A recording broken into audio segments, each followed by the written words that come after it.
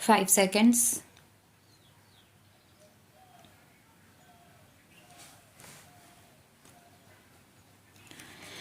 Mr. Deputy Speaker, sir, I am very glad that I have the opportunity to take part in the discussion on the demands for grants in respect of the Ministry of Labour.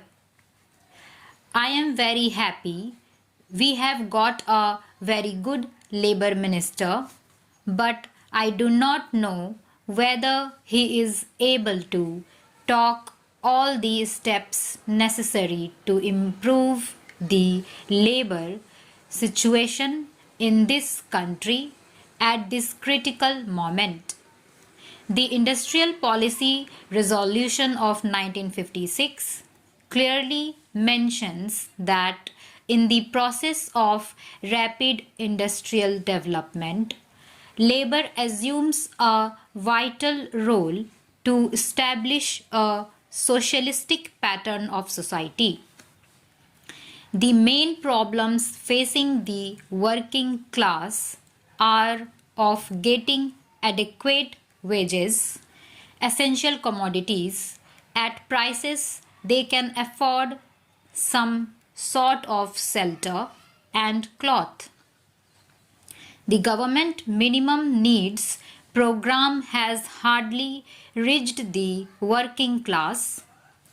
The vast majority of laborers are unable to make both ends meet. The government has mentioned endlessly on the question of evolving a national wage policy or an integrated wages incomes prices policy. In the Labour Ministers' Conference, some time back, it was suggested that steps should be taken to enforce the minimum wages in the different industries.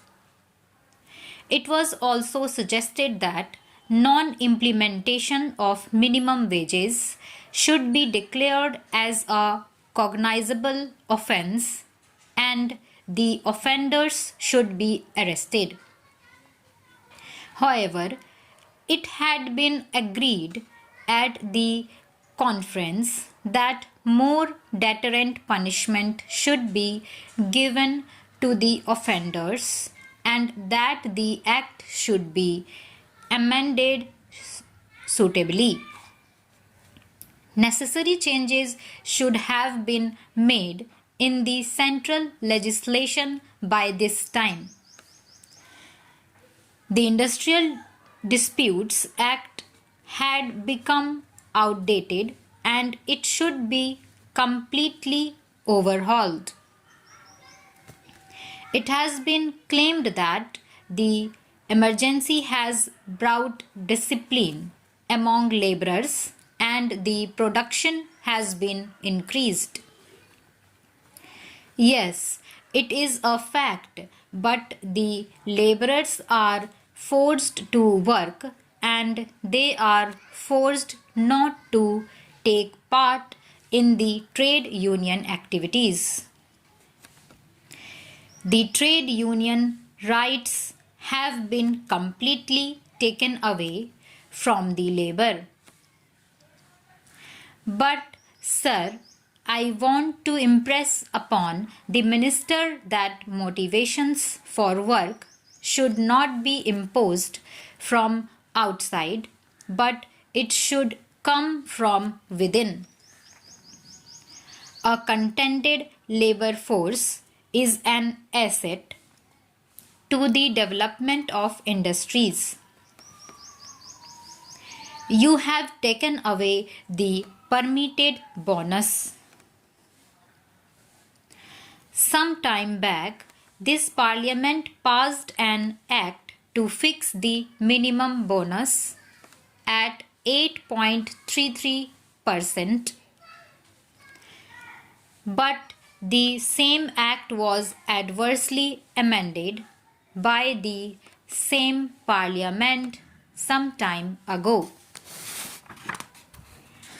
Bonus was accepted by this government as a deferred wage, but the same government has reversed the conception of bonus, and this government says that bonus is a deferred wage, but it is connected with production and productivity. But what about the owners of industries? Do you know how much have they reduced the dearness allowances of the workers nowadays? Not only that, a number of companies have been held guilty for failure to deposit the provident fund money and also for mishandling the amount due to employees. Every year, nearly 2 lakh employees come under the purview of the scheme.